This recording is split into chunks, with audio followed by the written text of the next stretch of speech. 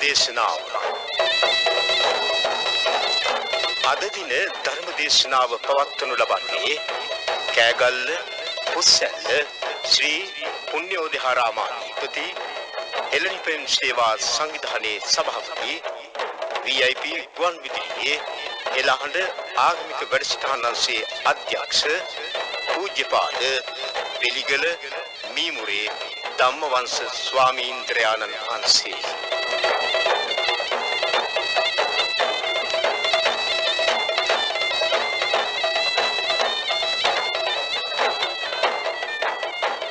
समन्ता चक्रवालेषु अत्रा गच्छन्तु देवता सद्धम्मं मुनिराजस्य सुनन्तु सग्मुखदं धम्मस्सवने कालो अयं भदन्ता धम्मस्सवने कालो अयं भदन्ता धम्मस्सवेन कालो अयं भदन्ता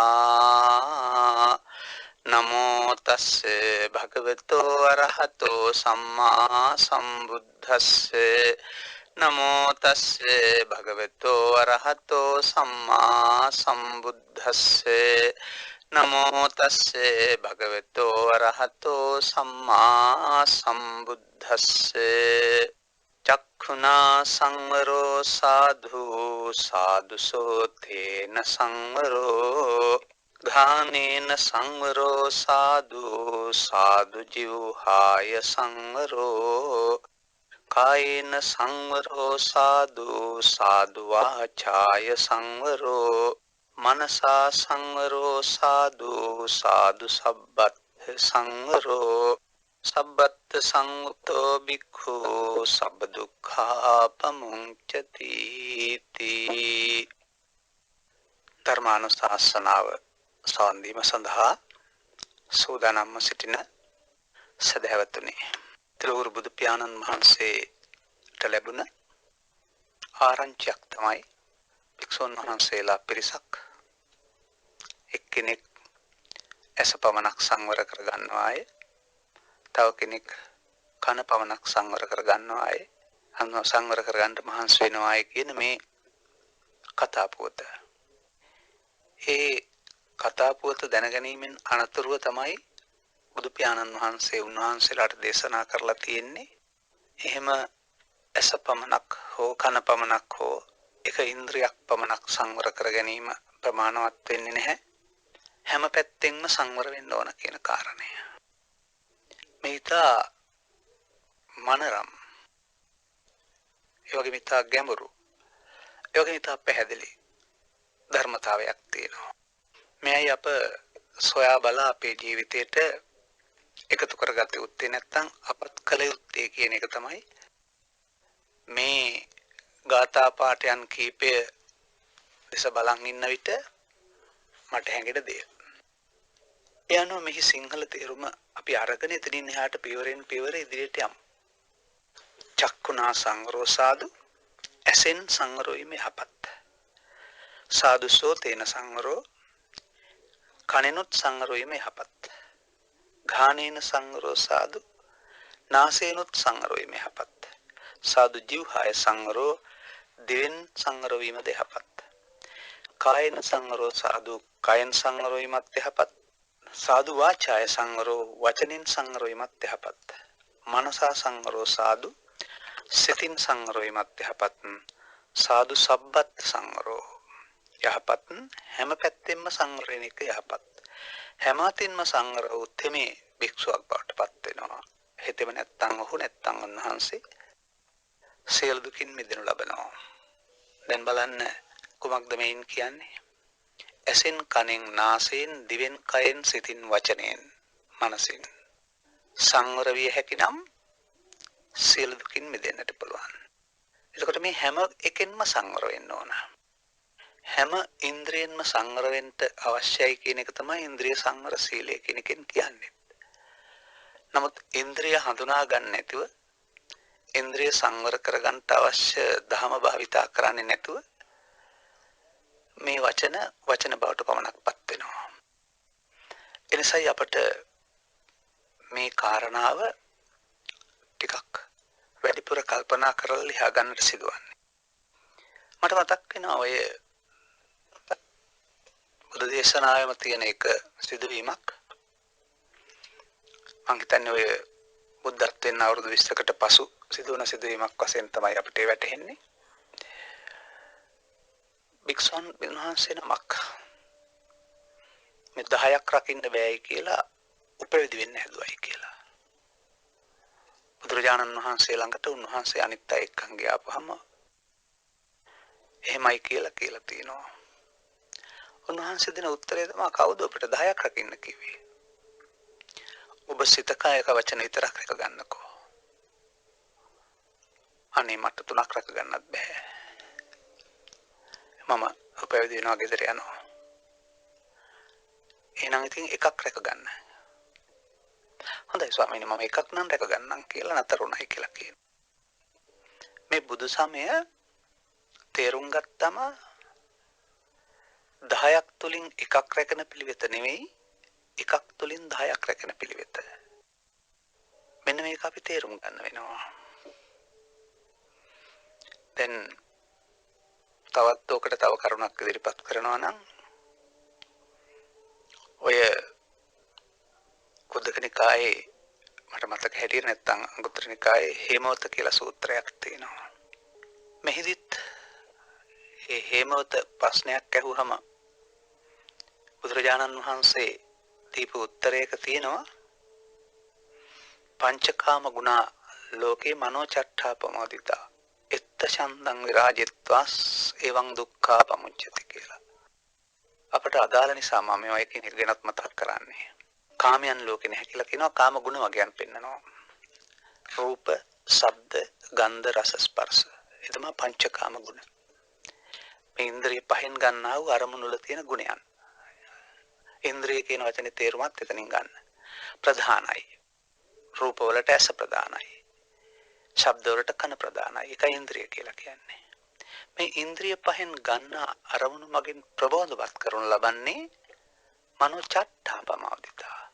සිතයි. හය වෙනවා සිත.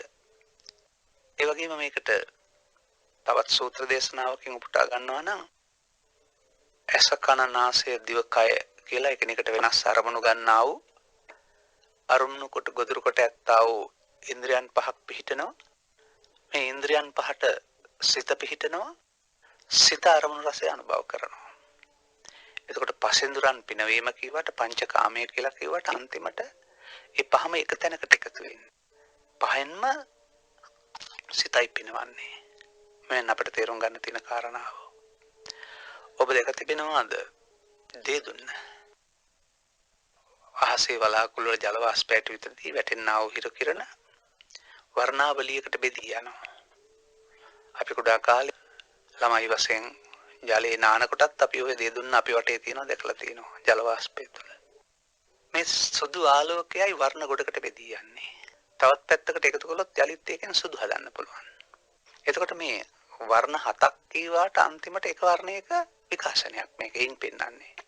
අන්න ඒ වගේ මේක පස් දොර හරි සත් දොර හරි ద్వාර 9 හරි කීය කිව්වත් කැඹුරට එන විට එකක් කියන එක තමයි මේ පෙන්වන මනෝචට්ඨාපමෝදිතා.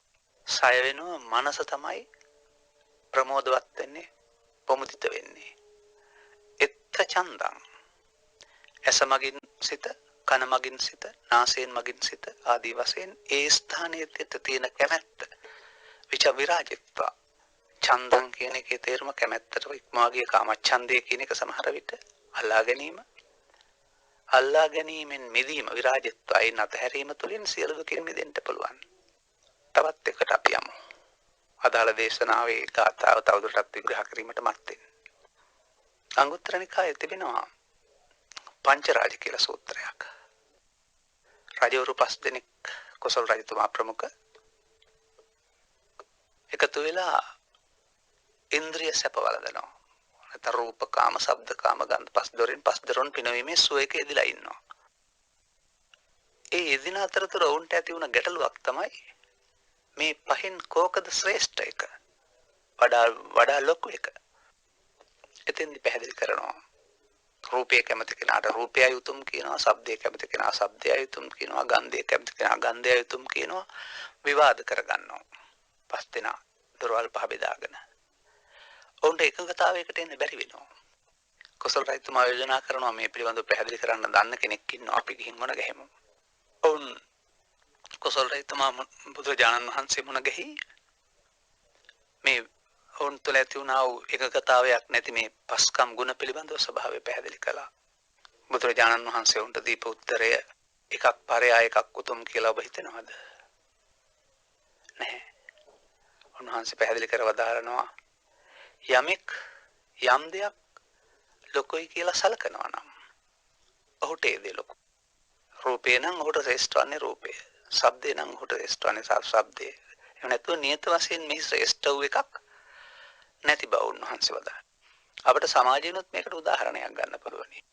යම් කිසි සිදුවීමක් ගැන හිතන්න සමාජයේ සිදුව නැත්නම් පරිසරයේ සිදුව. ඉන් වාසි ගන්න ලබන අය විශාල කොට පෙන්නනවා. ඉන් අවශ්‍යයක් සිදු වෙන අය කුඩා කොට පෙන්නනවා. සිද්ධිය එකයි.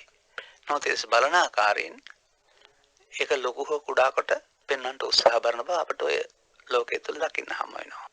අන්න ඒ වගේ මේ කාමයන් පිළිබඳ යථා තත්ත්වයේදී උන්වහන්සේ වදාරන්නේ මේවා තම තමන්ට ආවේනික ආකාරයෙන් විශේෂිත සහ විශාල වූ දේවල් ලැබුණාම පරම සත්‍ය වශයෙන් එකට එකක් විශාල හෝ ලොකු බව නෙවෙයි. මෙන්න මේ කරුණු ටික සේරම තියාගෙන තමයි අපි මේ ධර්මදේශනාවේ ඉදිරි කොටසට ආයුත් කියලා මා කල්පනා කරන්නේ. මෙහිදී මා තවත් ඔබට යම් දෙයක් ඉදිරිපත් කරනවා. විපස්සී බුදුන් සමයේහි සිටියා වූ පොට්ටිල කියලා හිමිනමක් පිළිබඳව සද්ධර්ම රත්නාවලී කතාවක් තියෙනවා. බහුසුත හිමිනමක් වූ උන්වහන්සේ 500ක් පමණ දෙනාට අවශ්‍ය ධම්මාවාද ලබා දෙන්නට සමත් කෙනෙක්. නමුත් Taman අවශ්‍ය සොයන් හික්මීම නැත්නම් මාර්ගඵල ලබාගමේ කියන පැත්තට ලං නොවූ කෙනෙක්. ඒ දන්නේ බුදුරජාණන් වහන්සේ පමණයි. එනිසා බුදුරජාණන් වහන්සේ එතුමන්ට මේ පිළිබඳ දැනුම් දීමට සිතා උන්වහන්සේ වැඩි වෙලාවට පොට්ටිල කියන වචනයට මුලින් මෙසේ එව සිස් පොට්ටිල මෙසේ හිඳුව සිස් පොට්ටිල කියලා මේ හිස් කියන වචනයක් භාවිතා කරන්න ගත්තා. උන්වහන්සේ මේ ගැන කල්පනා කරනවා බුදුරජාණන් වහන්සේ මට හිස්යයි කියන ලද්දේ කිසියම් අර්ථයක් ඇතිව. මම මේ හුඟක් දැනගෙන හිටියාට අධ්‍යාත්මික වශයෙන් මගේ කිසියම් හිස් බවක් ඇති. මේ පිළිබඳ සොයන් හිත උන්වහන්සේ අර පිරිස සියල්ලටම නොදන්වා උදෑසන පාත්‍රයක් අරගෙන පිට වෙලා බොහෝ දුර යනවා. ඒ යන්නේ උන්වහන්සේගෙන්ම අවදාන ශාසනාගත් 39ක් සිටින්නා වූ තැනකට.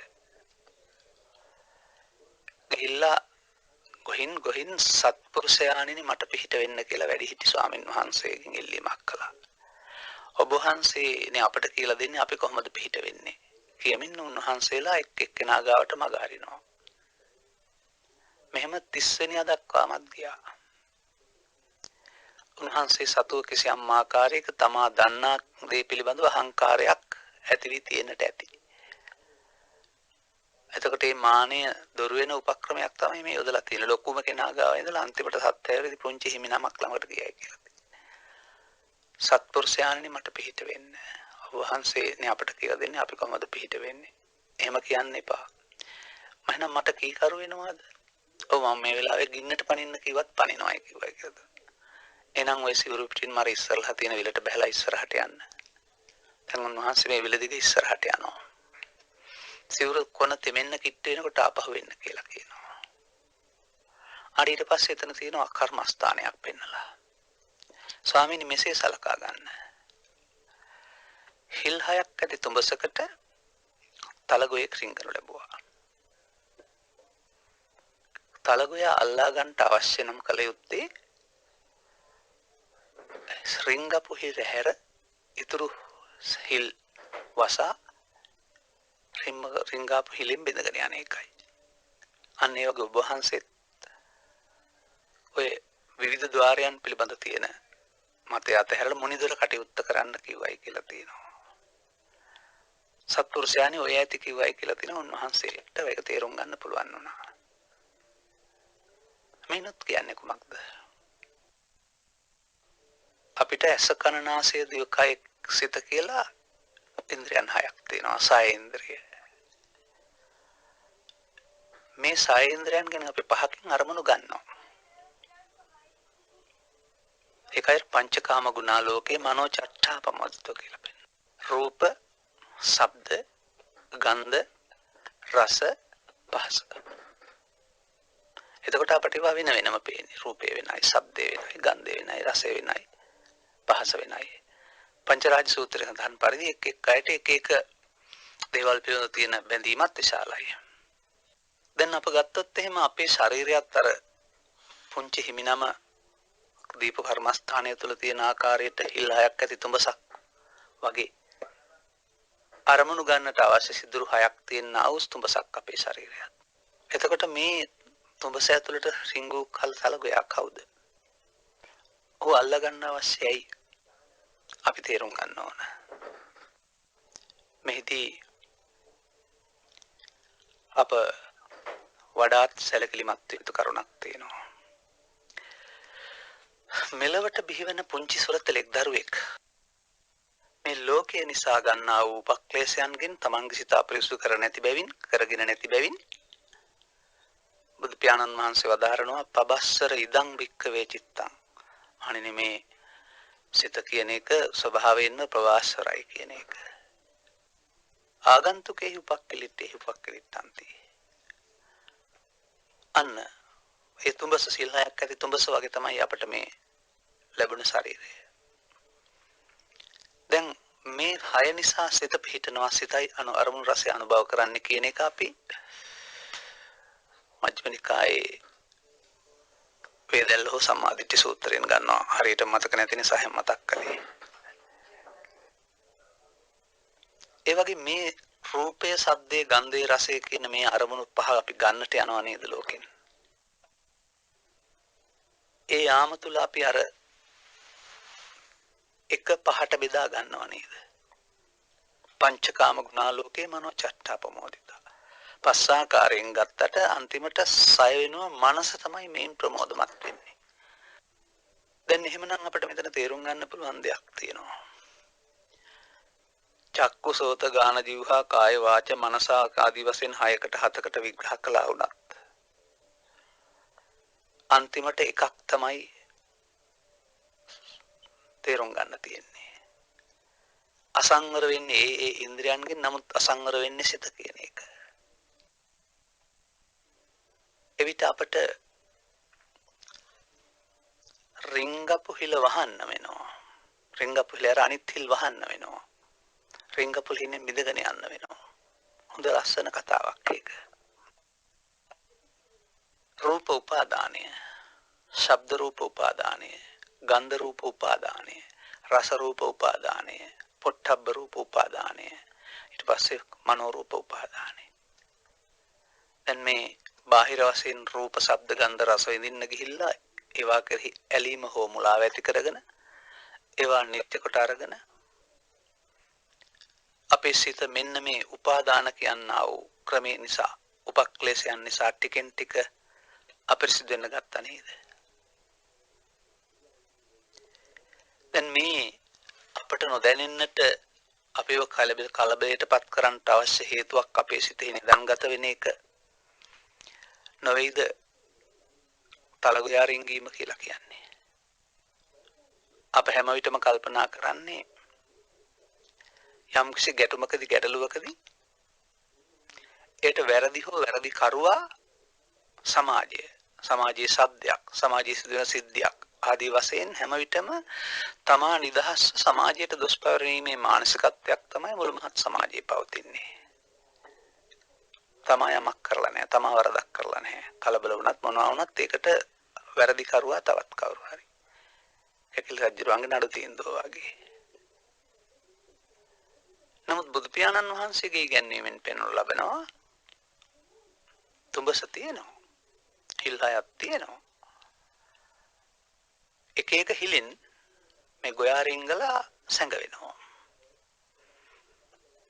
මේ ලෞකික කියලා කතා කරන්නා වූ, වේදිත කියලා කතා කරන්නා වූ සැප සම්පත් පසුපස ලුහු බැඳගෙන යාමේදී රූපයට ඇලීම, ශබ්දයට ඇලීම, ගන්ධයට ඇලීම, රසයට ඇලීම ආදී වශයෙන් ඇලීම් ටිකක් සහ ගැටීම් ටිකක් අපි ඇති කර ගන්නවානේ. මේ නේද පිරිසිදු සිතු තිබුසිත අපහු අපිරිසිදු වන ආකාරය. රූප උපාදානය, ශබ්ද උපාදානය, ගන්ධ උපාදානය, රස උපාදානය, පොට්ටබ්බ උපාදානය. තියෙන තැන හොයා ගන්න ඕන නම්, දුරු කර ගන්න ඕන නම් මොකද කරන්න ඕන? හිල් 6ක් වහලා රිංගපු හිලෙන් බිඳගෙන යන්න වෙනවා. හිල් 6ක් වහනවා කියන්නේ ඇස කන නාසය පියාගෙන එක ඉන්ද්‍රියකින් බලන් ඉන්නවා කියන එක නෙමෙයි. හිල් 5ක් වහලා අන්න ඒ ආරම්මණයන් එන මොහොතක් තියෙනවා. ඒ කොයි මොහොතින් ආරම්මණයන් ආවත් ආරම්මණයන් නිසා කලබල වෙන්නේ හෝ ආස්වාදයෙන් විඳින්නේ සිත. රූපය වෙනයි, ශබ්දය වෙනයි, ගන්ධය වෙනයි, රසය වෙනයි, යස වෙනයි, කන වෙනයි, නාසය වෙනයි කියලා මෙහෙම වෙන්කොට ගැනීම ඉන්නට අවශ්‍ය නැහැ. ඒක බාහිර වශයෙන් වෙන් කරන්නට අවශ්‍යයි. ඇතුළතින් මනෝ චට්ඨාපමෝදිතා. දැන් මේ විදිහට ටිකක් දුර එන විට තේරුම් ගන්න ඕන ඊළඟ කාරණයක් තියෙනවා. ඇස, කන, නාසය, දිවකය අසංවර වෙන යන කුමක්ද? දැන් ඔය ඉන්ද්‍රිය භාවනා සූත්‍රය වැනි සූත්‍රවල පාරාසාරිය මමගේ පුත් අතවැසි මට මතක හැටියට පාරාසාරිය වෙන්නේ නැති. ඉතින් බුදුරජාණන් වහන්සේ වදාරනවා ඔබගේ ශාස්ත්‍රෝරයා ඉන්ද්‍රිය භාවනාව පනවන්නේ කොහොමද කියලා. ඇසින් රූප නොබලා සිටිය යුතුය. කනෙන් ශබ්ද නොඅසා සිටිය යුතුය. කියලා උරුන් උත්තර දුන්නාම බුදුරජාණන් වහන්සේ වදාරනවා එහෙනම් ඇස් නැති කෙනා ඉන්ද්‍රිය සංවර කරගත්ත කෙනෙක් වෙන්න ඕන. කන් ඇහෙන්නේ නැති කෙනා ඉන්ද්‍රිය සංවර කරගෙන කෙනෙක් වෙන්න ඕන නේද කියලා. එහෙම මගහැර සිටින්නට ධමයක් නෙමෙයි බුදු සමයෙන් පෙන්වන්නේ. මේකේ ස්වාභාවිකත්වයක් තියෙනවා. සතාට gedවිලා වෙන සතෙකුට කාය ඉන්ද්‍රිය පමණයි. උට ඉන්ද්‍රිය පහක් සකස් වෙලා නැහැ. නමුත් ඔය සියල්ල කාය ඉන්ද්‍රිය මගින් ඒ සිතන ක්‍රියාත්මක වෙන්නේ. හඳුනාගෙන කටයුතු කරනවා. උපදින් දරුවෙකුට කාට හරි ඉන්ද්‍රියන් 4ක් නම් තිබුණ 5ක් නැත්නම් ඒ පහ උදව් කරගෙන එයා ඒක සකස් කරගන්න ලබනවා. අනිත් එක නෑ කියලා ඒ ආකාරයෙන් අරමුණු ගැනීම නැති වුණාට සිත නැති වෙන්නේ නැහැනේ. හැම එකකින්ම සිතයි. සිතටයි ආපහු මේක සම්බන්ධ කරලා තියෙන්නේ. පිටපැත්තට වයර් 6කින් එන ආලෝක කිරණ 6ක් වශයෙන් ගත්තාම මුලට එකට නම් සම්බන්ධ කරලා තියෙන එක 6 එක තැනකට ආය යන්නේ. අන්න ඒ වගේ මේ අපි කතා කරන්නේ අප පිළිබඳව කිසියම් විදර්ශනාවක්. දැන් ශික්ෂාපද සමාදානයේදී නැත්නම් විනය ශික්ෂාපද පැනවීම ගත්තාම එහිදී සඳහන් කරනවා ඉන්ද්‍රිය සංවරය සඳහා දැඟුල් පමණ දුර බලන්න ඊටහා බලන්න නැතුව යන්නේ කියලා. නමුත් එහෙම කරුණ නොදෙන ළඟ බලාගෙන ගියයි කියලා මේ ඉන්ද්‍රිය සංවරය ඇති වෙන්නේ නැහැ. ඉන්ද්‍රිය අසංවරයම ඔබට පෙන්වන්නම්. කිසියම් දැන්වීම් පූර්වක හෝ තවත් තැනක පින්තූරයක් අලවලා තියෙනවා කියලා හිතන්න. ඒ සමහරට නිර්වත් හෝ අඩ නිර්වත් හෝ යම් යම් අංගෝපාංගයන් පේන ආකාරයෙන් අලවලා තියෙනවා කියලා හිතන්න පින්තූරය. පින්තූරය දන්නේ නැහැ පින්තූරය අලවලා තියෙන බව. අන්ධයෙක් එහෙම හිටියොත් අන්ධයා දන්නෙත් නැහැ. නමුත් මෙතනින් යන සුවහසක් පිරිස මේ පින්තූර දිහා බැලීමේදී ඔවුන් මේ පින්තූරයක් වශයෙන් දකින්නේ නැත්නම් ඔවුන්ගේ සිත ඇතුළත තියෙන අර කුල ඇති බව, ඒකට තියෙන ගිජුකම මුල් කොටගෙන ඔහු මේක බලනවා ඇද්ද? බැලුවම ඔහුට කිසියම් ආකාරයක හැඟීමක් උද්දීපනය වෙනවා. ඊට පස්සේ ඔහු එක්කෝ දැන්වීම් කලාවට එක්කෝ වත්පත් කලාවට එහෙම නැත්නම් මේ පින්තූරයට දොස් කියන්න පටන් ගන්නවා. මේ වර්තමාන සමාජයේ හැටි. අප කියන්නේ මේ දරුවන් හැදෙන සමාජයේ කිසිවක් ඇහැට බලන්න පුළුවන් මට්ටමින් එහාට අසංවරව ප්‍රකාශ කරන්නයි කියලා. ඒක දැනගන්න ඕන. මාධ්‍ය කලාවක් වශයෙන් සහ හැම දෙනාම.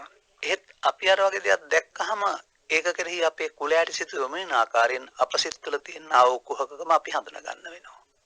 ඒ මේ පින්තූරයක කිසිවක් නැහැ. ඒක සමාන තලයක පියන පාන් ටිකක් විතරනේ. නමුත් අපට අපේ සිතේ තියෙන ආ වූ කුහල අවස්ස ගන්නට මේක හේතු වෙනවා. එතකොට කුහල නැත්තම් ඉන්ද්‍රිය අසංවර බව පින්තූරේ නෙමෙයි තියෙන්නේ. ඔබ හදාගත්ත තැන. ඔබ මේක ලදරුවෙක් වශයෙන් හදාගත්තේ නැහැ. ලදරුවේ ඉක්මා යත්ම ඔබට දකින්න අහන්න ලැබෙන රූප ශබ්ද ගන්ධ රස එහෙම නැත්නම් නාට්‍ය චිත්‍රකතා ආදී කොට ඇති මේ දේවල් ආශ්‍රයෙන් එහෙමත් නැත්නම් තවත් පොත්පත්වල මේ දේවල් පිළිබඳව සඳහන් කරලා තිබෙනවා වර්ණන ආශ්‍රයෙන් එහෙමත් නැත්නම් අර අගේ කොට පෙන්වන ආකාරයෙන් එක එක දේවල් ඔබ ඒවට වටිනාකමක් දීලා තිබෙනවා. මෙන්න මේ විදිහට මේ ඉන්ද්‍රිය කියන එක එහෙම නැත්නම් මේ ඉන්ද්‍රිය හැදෙන ආකාරය සහ ඉන්ද්‍රිය අසංවර වෙන ආකාරය තේරුම් ගත්තම තමයි ඉන්ද්‍රිය සංවර කරගන්න මඟ හොයාගන්න පුළුවන් වෙන්නේ. ඒ නිසා මේ සියල්ල එකක් වුවත් අපි එක එක ඉන්ද්‍රියන් ආශ්‍රයෙන් කාල වේලා ඇති ආකාරයට මදක් තෝරාගෙන යමු. එතකොට අන්තිමට ඔබට තේරෙවි ඉන්ද්‍රිය භාවනාව කියන්නේ මොකක්ද නැත්නම් ඉන්ද්‍රියන්ගෙන් කරන භාවනාව මොකක්ද කියලා. නැත්නම් මේ හැම එකෙන්ම සංවර වෙන්න භාවිතා කරන්න ඕන ධර්මතාවය කුමක්ද කියලා. අපි සාමාන්‍යයෙන් කතා කරන ඇස නෙමෙයි ධර්මයේ කතා කරන ඇස. සාමාන්‍යයෙන් කතා කරන ඇස නම් ඇස ගලවලා දන් දෙන්න පුළුවන්. ඒ ඇස කියන්නේ ගෝලයට. නමුත් මේගේ පුද්ගලයෙකුත් ඇස් ගෝලය තිබෙනවා. කන් පෙත්ත තිබෙනවා. නාසයක් තිබෙනවා. නමුත් දැන් මේ සිත පිහිටන හැකියාව හේවත් අරමුණු ගැනීමේ හැකියාව නැත්නම් ඒක ඉන්ද්‍රිය නොවේ දැන්. එහෙනම් ඉන්ද්‍රිය වන්නේ කොමක්ද? ප්‍රධාන වෙනවා කියන එක කියන්නේ අපි කිව්වේ.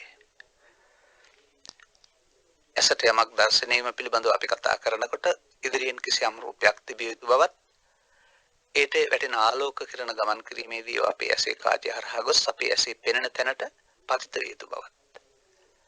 එතන අර රූපය හා සමාන පුංචි රූපයක් හටගට යුතු බවත්. ඒ පෙනෙන ස්ථානයේ චක්කු ඉන්ද්‍රිය කියලා කියන බවත්. චක්කු ප්‍රසාදය කියලා කියන බවත්. කල්පනා කරලා බලනකොට අපිට තේරුම් ගන්න පුළුවන් වෙයි. එතකොට ළමා කාලේ සිට ඔබ මේ තාක් යම් තාක් කල් ජීවත් වී ඇද්ද? ඔබ රූපයන් පිළිබඳව කුමන ආකල්පයක්ද මේ ඉන්ද්‍රියට ලබා දී තිබෙන්නේ? අන්න ඔබට අද මේ රූපයන් දකිනකොට ඔබව කැළඹෙන්නේ, කලබලයටපත් වෙන්නේ, සංසුන් වෙන්නේ ඔබ එහෙම ඉන්ද්‍රියක් හදාගත්තනේ. එතකොට අපට සාමාන්‍ය ලෝකේ පවතින දෙයක් නිශ්ශබ්දව බලන්න විදිහක් නැහැ. ඇලීමකින්තරව, දුෂ්පැවරීමකින්තරව බලන්න විදිහක් නැහැ. ඇයි අපිව කැළඹීමටපත් වෙනවා? අපිව කැළඹීම හේතු කොටගෙන ලෝකේ තියෙන රූපයට අපි දුෂ්පවරනවා. මේක තේරුම් ගන්න හොඳටම. දැන් ඉන්ද්‍රයන් බිඳ බැලීම, ඉන්ද්‍රිය සංවරය. ඔය ඉන්ද්‍රියකින් අරමුණකට එකතු වීම කියන අර්ථය තමයි දර්ශන සංසර්ග, ශ්‍රවණ සංසග්ග, සමුල්ලාපන සංසග්ග. සංසග්ග කියන්නේ අරමුණ හා එකතු වීම කියන එක. පංචේද සංසග්ග කියලා කතා කරනවා. සමාජීය සමහරට මේක එකක් සඳහා පමණයි යොදන්නේ. එතකොට මේ ඉන්ද්‍රිය සංවර කරගන්නා වූ ආකාරයේ තේරුම් නොගත් සමාජයක් ගිහි හෝ පැවිදි ස්ත්‍රී හෝ පුරුෂ තමන් ඔය අරමුණ හා එක්වීම නැමැති කටයුත්තේ යෙදෙනවා. අරමුණට අහු වෙනවා. අරමුණෙහි මුලා වෙනවා. අරමුණ මගේ කොට ගන්නවා. එතකොට කොහෙද ඉන්ද්‍රිය සංවරයක්? ඒ ඉන්ද්‍රිය අසංවර කරන්න තව බාහිරයේ තිබෙනා වූ අසංවර දේවල් අමුද්‍රව්‍යත් සපයනු ලබනවා. මේක තේරුම් ගන්න වෙනවා. අපි කතා කළේ ඇස පිළිබඳව. එතකොට එතන රූපය. ඒ ඔබ අවුල් කරන, ඔබ ලෝභයට බඳවන, ඔබ දේශේ සමග ගැටෙන රූපය ඔබ හිතන්නේ කොහෙද තියෙනවා කියලාද? ඒක බාහිර ලෝකේ නෑ. බාහිර ලෝකේ තියෙන පුංචි හේතුවක් පමණයි. ප්‍රත්‍යක් පමණයි. ඒකනේ අර සංකප්ප රාගෝ පුරිසස්ස කාමා කියලා කියන්නේ. පුරුෂයාට කිව්වම පිරිමියාට කියලා එකෙන් කියවෙන්නේ නැහැ. විචිත්‍ර වූ ලෝකෙහි කාමයන් නැත. නේතේ කාමයානි චිත්‍රානි ලෝකේ. ඒ වුණාට ඔහු ඒක අල්ලගත්තාම, ඔහු හදාගත්තාම ඔහුට ඒකේ සංකල්ප රාගය. සංකල්පය කියන්නේ Tamanට අර ප්‍රිය අප්‍රිය ආදී වශයෙන් Tamanගේ චක්ක ඉන්ද්‍රිය තුල හදාගත්තා වූ රූපය. රූපේ පමණක් නෙවෙයි ඇති වෙන නැති වෙන දෙයක් බවට අමතක වී නවතා ගැනීමක් සිදු කරලා තියෙනවා. එතකොට වින්දනීය විඳින්නයි දෙන්නෙක් නෙමෙයි. විඳීමමයි මම. විඳින්නාමයි මම. බාර ගැනීමමයි මම. අන්න එතකොට එසේ ඒ රූපය කෙනෙක් දෙයක් තනක් වශයෙන් නිත්‍ය කොට ගැනීම, බාර ගැනීම මම බවටපත් වෙනවා සහ ඉන්ද්‍රිය සංවරයේ බිඳී යන තැනටපත් වෙනවා. ඒවත් සංවර නැහැ. අසංවරයි. කන සම්බන්ධයෙන් ගත්තත් එහෙමයි. ශබ්ද බාහිර ලෝකයේ ශබ්දය වාතාංශ ආශ්‍රයෙන් ගමන් කිරීම, ශබ්දය හඳුනන සිත, සෝත නැත්තම් කනෙහි පවතින අරමුණු දැනගන්න පුළුවන් සෝත ඉන්ද්‍රිය. එතන ශබ්දය හටගත්තාම අපිට ශබ්ද රූපය. දැන් මේ ශබ්දය බාහිර ලෝකෙන් පිටවීමේදී ශබ්දයක් පමණයි. ඒ ශබ්ද තරංග කණේ වැදුනහම ඒක අඳුනගෙන අපට ලෝකේ ජීවත් වෙන්න පුළුවන්. අඳුනගෙන. නමුත් භාෂා දෙකක් සම්බන්ධව දෙන්නෙක් අරගෙන මේ ශබ්දයට සවන් දෙන්න කිව්වොත් එක්කෙනෙකුට තේරෙන්නේ භාෂාව, අනිත් කෙනාට තේරෙන්නේ නැත්නම් දෙදෙනාගේම කනෙහි මේ ශබ්දේ ස්පර්ශ වෙනවා. නොතේරෙන කෙනා hina වේදී තේරෙන කෙනා ඒ පිළිබඳව ඔහුට දොස්පස් කීවා නම් කේන්ති ගනේවි. ඔහු ප්‍රශංසා කළා නම් ඇලේවි. එතකොට ඇලීම සහ ගැටීම තිබුණේ බාහිර ශබ්දයේද ශබ්දය දෙයක් කොටගෙන ප්‍රියාප්‍රිය වශයෙන් බාරගත්තා වූ Tamanගේ සෝත ඉන්ද්‍රියද. අන්න බුදුන් වහන්සේ වදාරන ලෝකේ හට ගන්න තැන. රූපයට වගේම ශබ්දයට වගේම මේ විදිහට අපි ගන්ධයට රසයට වටිනාකම් දීලා තියාන තියෙනවා. දැන් අපි බාහිර දේවල් උදව් කරගෙන විඳින්නේ. ඔබ ඇත්තටම කියන්නේ නම් බාහිර දේවල් විඳිනවායි කියලා. නමුත් ඔබ විඳින්නේ ඔබේ සිතේ හදාගත්ත රූපේනේ. එතකොට මේ රූපේ කියන්නේ පින්තූරය කියන එක නෙවෙයි එතන. රූපේ, ශබ්ද රූපේ, ගන්ධ රූපේ, රස රූපේ, පොට්ටබ්බ රූපේ, ඒ ඉන්ද්‍රිය පහෙන් ගන්න විට නැත්නම් මනෝ රූපේ. දැන් පස්දොර වසාන නින්දට යන්න. ඔබට පෙනෙනවා සිහින. සිහිනවල රූප, ශබ්ද, ගන්ධ, රස නැද්ද? සියල්ල තියෙනවා. එතකොට බාහිර ඉන්ද්‍රයන්ගෙන් දරන් තියෙන්නේ. නෑ අන්න පංචකාම ගුණාලෝකේ මනෝචට්ටාපමෝදිතා. පංචකාමයෙන් අරගෙන මේ විදිහට බාහිරින් අරන් අපි සදාගත්ත නිසා බාහිර ලෝකේ නැති වුණාට මනෝද්වාරයෙන් අපිට මේවා විඳින්න පුළුවන්. එතකොට ඔබ දැන් සිහිනයකදී විඳින්නේ ලෝකේ තියෙන දෙයක්ද? මීට පෙර ඔබ මුලා වෙලා හදාගත්ත දෙයක් සිතට එම තුල සිත තුල දෙන සිතුවිල්ලද? මේ තමයි බුදු සමයේ තියෙන අභිධර්මය. ගණන් කරේ නැති වුණාට චිත්තචෛතසික ගණන් ක්‍රම මේ තමයි පුද්ගලයෙක් තුළ සිදුවෙනා වූ මොහතකින් සිදුවෙන ධර්මතාවය. ඒ ඇස නිසා හෝ, කන නිසා හෝ, දිව නිසා හෝ, නාසය නිසා හෝ, කය නිසා හෝ විය හැකියි. ඉන්ද්‍රයන් පහසා ගත්තොත් මනෝද්වාරය නිසා හෝ විය හැකියි. දැන් අපිට හම්බ වෙන අරමුණ මොකක්ද ඒකට මුලා වෙනවයි කියලා කියන්නේ. මේ චිත්තචෛතසික වල වේගය ලෝකේ පවතින අනිකුත් සියලුම දේවල් වල වේගයට වඩා වැඩි කියලා කියනවා. ඇතිවීම නැතිවීම ස්වභාවකට ගත්ත දෙයක්. අපි ඒක දඟලන්න ඕනේ නැහැ, මහන්සි වෙන්න ඕන නැහැ. අප කරපු දේ තමයි ඇතිවීම නැතිවීම අමතකකොට මෙය අපට කැමති පරිදි රඳවා ගන්න උත්සාහ කිරීම. ඒකට කියනවා අනිත්‍ය දේ නිට්ටය කොට ගැනීම කියලා. නිට්ටය දේ සුඛ කොට ගැනීම. සුඛ දේ ආත්ම කොට ගැනීම. පාළියේ හඳුන්වනු ලබන්නේ ඒතං මම ඒතෝ හමස්මින් ඒසෝ මේ අත්තා. ඒ මොහොතේ බලන්නේ රූපේ නම්, ඒ මොහොතේ බලන්නේ ශබ්දේ නම්, ඒ මොහොතේ විඳින්නේ රසේ නම් ඒතං මම එයයි මම. ඒ රූපයයි. එයයි මගේ ආත්මය. දැන් මේ නිත්‍ය සුඛ ආත්මය anu ඒ මොහොතේ ඇස කන නාසයෙන් දිවෙන් කයෙන් ගන්නා වූ අරමුණට මුලා වීම පිළිබඳ විග්‍රහය නේද? එතකොට නිත්‍ය සුඛාත්ම සංකල්පය අප විසින් හදාගත්ත දෙයක්. ඒ තුල මුලා වීම නේද මේ සියලු දුක් වලට හේතුව. ඒ නිසා සියල්ලෙන් සංවර වෙන්න දන්නේ නැති කෙනා සියල්ලෙන් අහු වෙනවා. සියල්ලෙන් අහු වෙලා ඒ සියලු දේවල් නිසා තමන්ට ඒවා විඳින්න අවශ්‍ය අනාගතයක් බිහි කරගනු ලබනවා. අනාගතයක් බිහි කරගන්න ලබන්නේ වර්තමානයේ විඳපු හේතු නැවත විඳින්න නැත්තම් කියලා ශේෂ කිරීම තුළින්. ශේෂ වූ දෙයට හැකියාවක් තියෙනවා යලි එබඳු දෙයක් හටගන්නට. මේකට තණ්හානුසය කියලාත් කියනවා, අවිද්‍යාව හේතු කියලාත් කියනවා, පුනර්භවයට හේතු කියලාත් කියනවා. එකින් එක කෙනෙක් මේවා මේ විදිහේ ශේෂ කරන්නේ අවකාශ කරන්නේ. අවකාශ වීම සිදු වෙන්නේ ඉන්ද්‍රිය සංවරය නැති නිසා. අනේක තේරුම් ගන්න. අපි එතෙන්ට අහු වෙලා විඳිනවා නම් නැවත විඳීමේ ඕනකම ශේෂ වෙමින් තමයි නැති වෙන්නේ. අල්ලගත්තත් නැති වෙනව නැතත් නැති වෙනවා.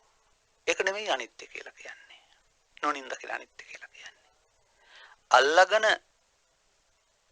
නැතිවීමේදී නිට්ටය වෙලායි නැති වෙන්නේ. නිට්ටය යනු එය මම කොට ගැනීමට නමක්. සුඛ යනු එය මගේ කොට ගැනීමට නමක්. ආත්ම යනු එය මගේ ආත්මය කොට ගැනීම. ආත්ම කියන්නේ ජීවිතේ නෙවෙයි, එතන ආරම්භණයක්. එතකොට නිට්ටය සුඛ ආත්ම සංකල්පය තුළ තියනවාද ඉන්ද්‍රිය සංවරයක්. තම තමන්ට කැමති පරිදි විඳිනවා සහ විඳවනවා විනා.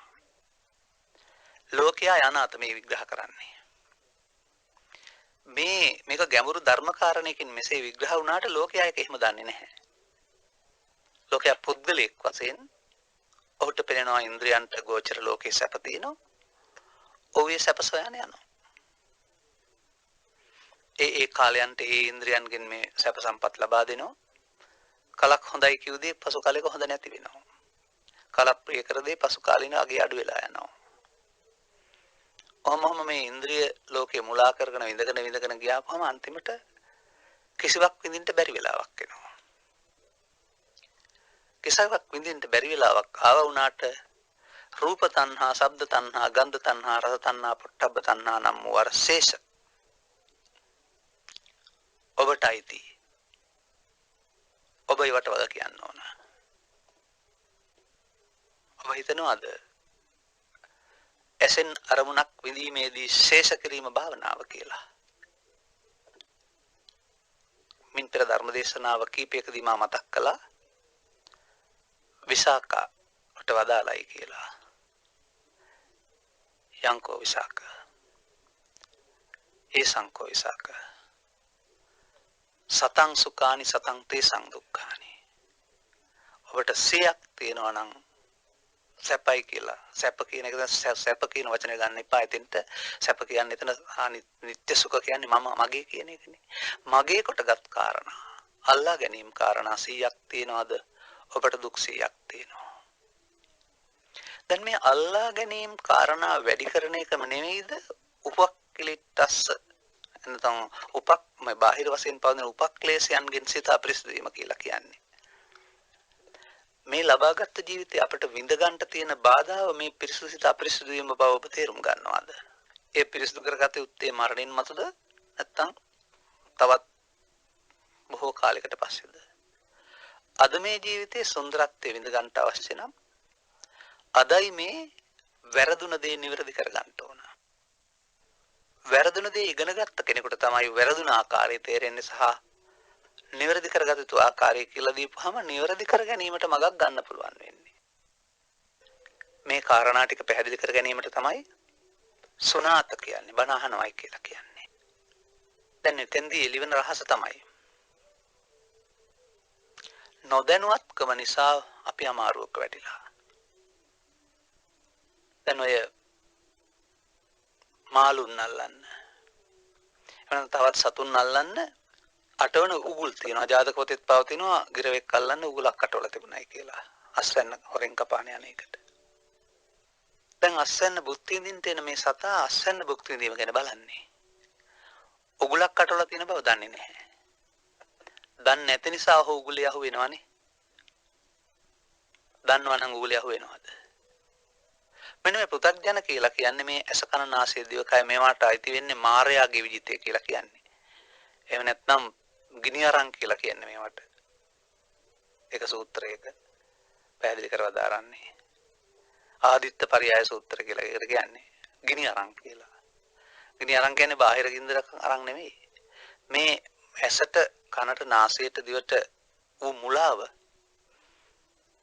අර ගිරවා දැලී බැඳුනා හා සමානව අප මේ නොදැන ලෝකයට ඇලීමක්.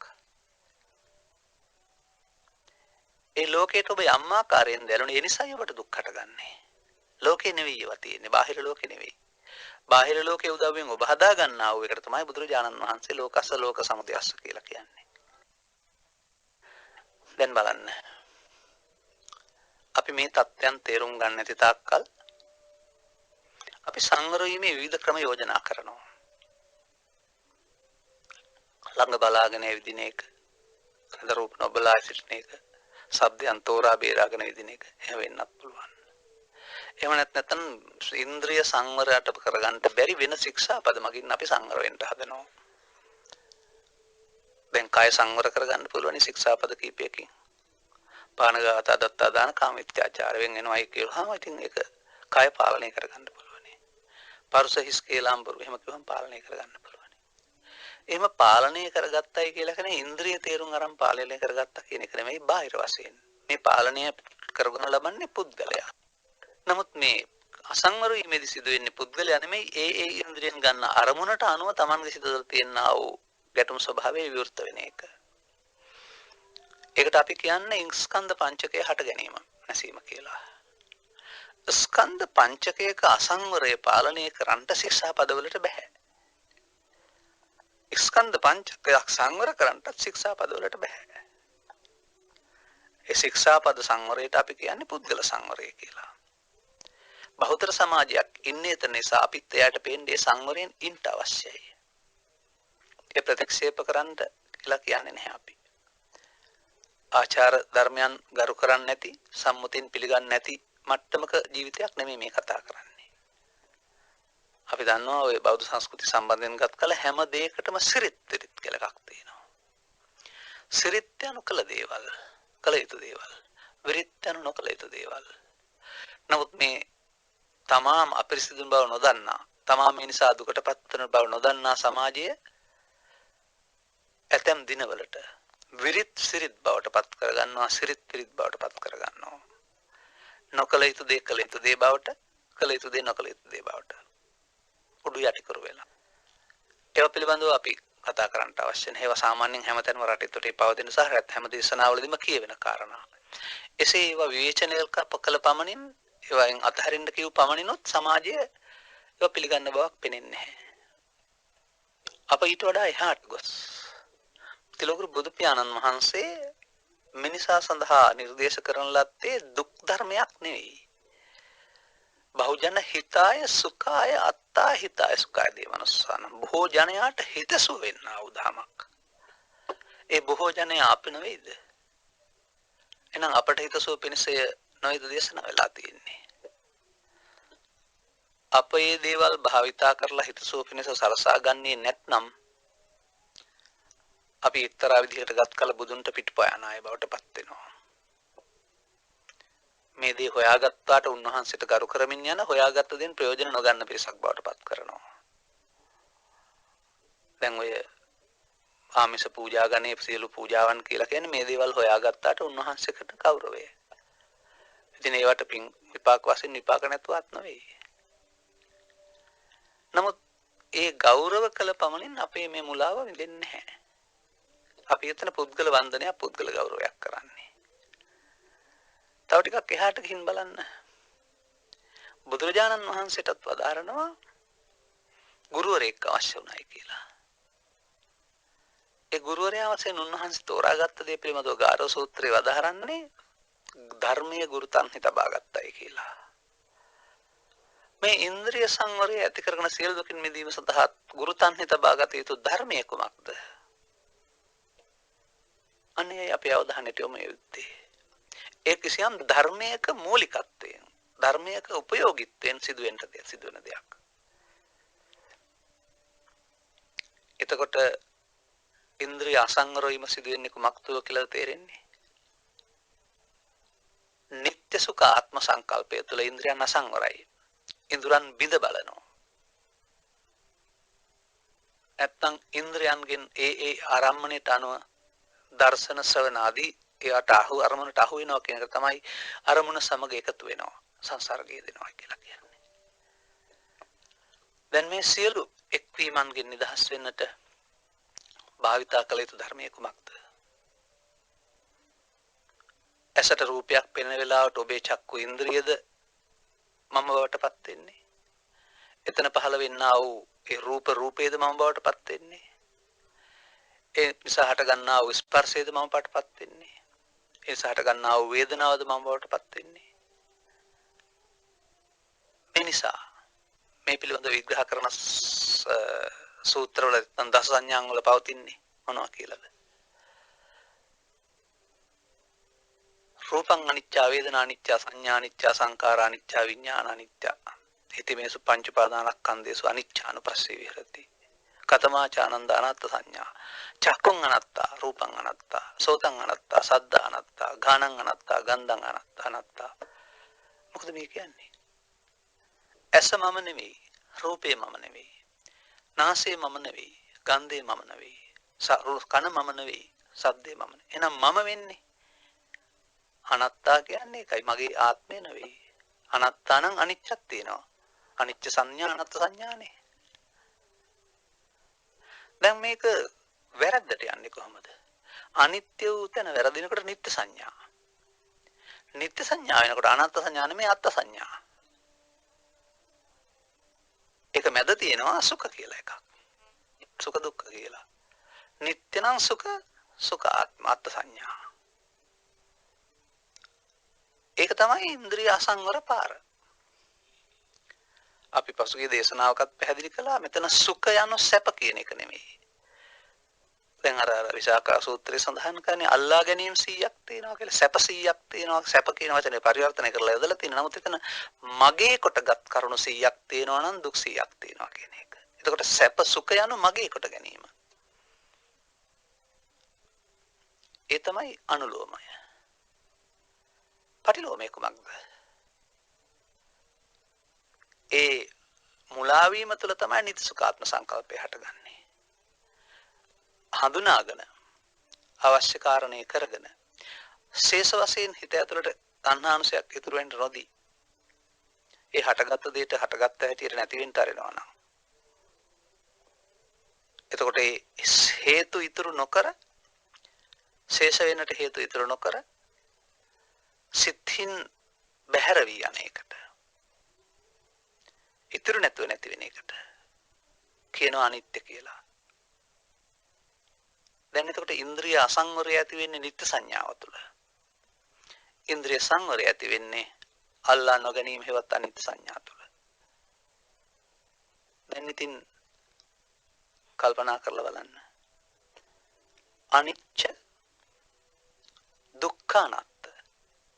දැන් ගන්න රූපය, ශබ්ද, ගන්ධ, රස, ස්පර්ශ මොනවා හෝ මේ ආරම්මණයක් වෙන වෙලාවට ඔබේ සසරගත පුරුද්ද ඇලීම ගැටීම මුල් කොටගෙන නිත්‍ය සුඛාත්ම සංකල්පයෙන් වරලවන්න උත්සාහ කරන එක. ඒ මුලාවයි.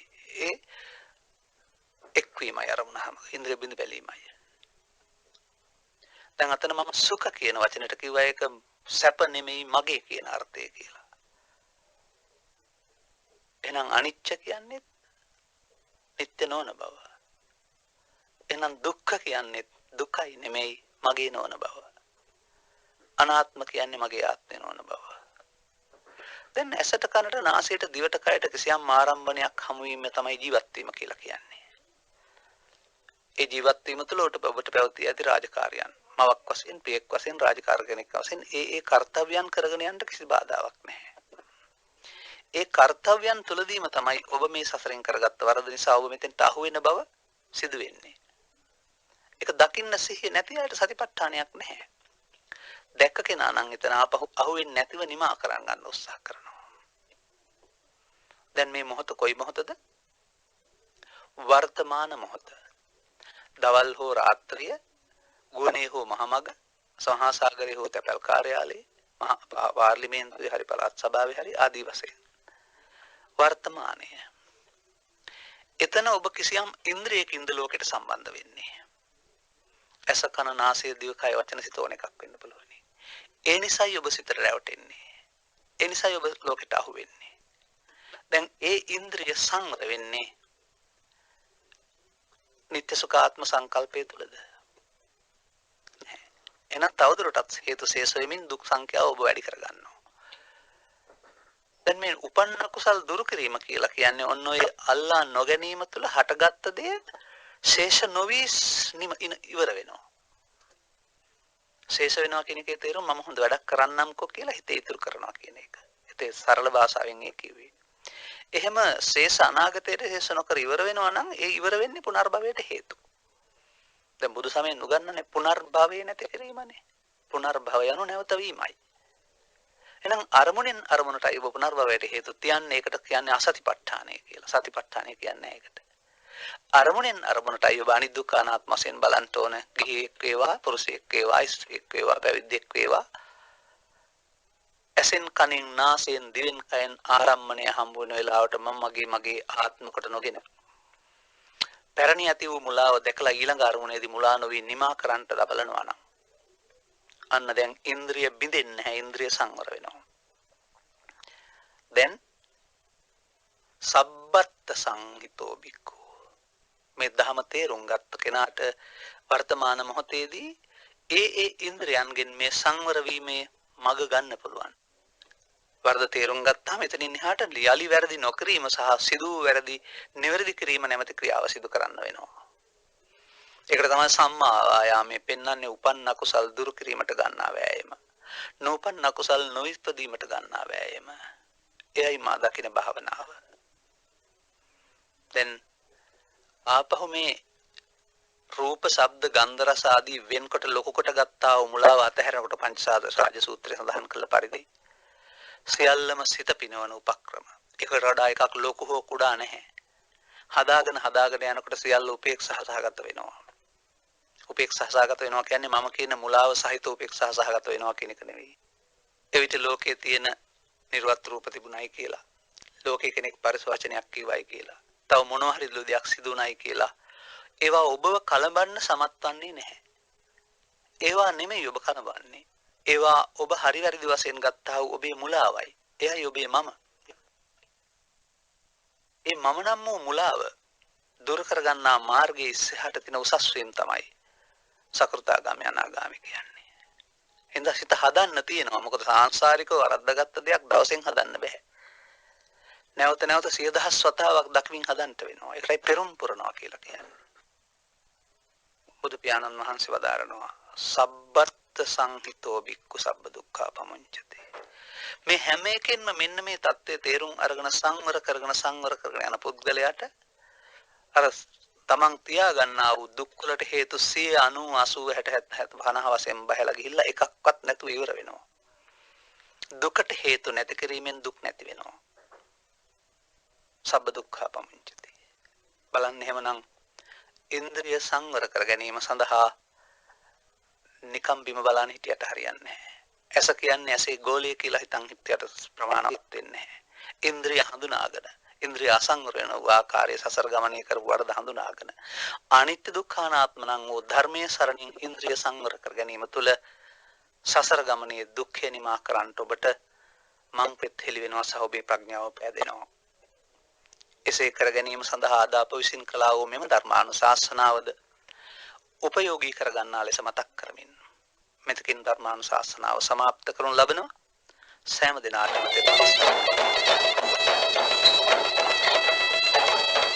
FM 94 ගුවන් විදුලි ඔස්සේ මෙතෙක් වේලා නිර්මල බුදුදහම ශ්‍රවණය කිරීමෙන් ලබාගත් ආනිසංස බලය මෙලවදීම සිත් නිවි පහන් වීමට හේතු වාසනා වේවායි අපි ප්‍රාර්ථනා කරමු.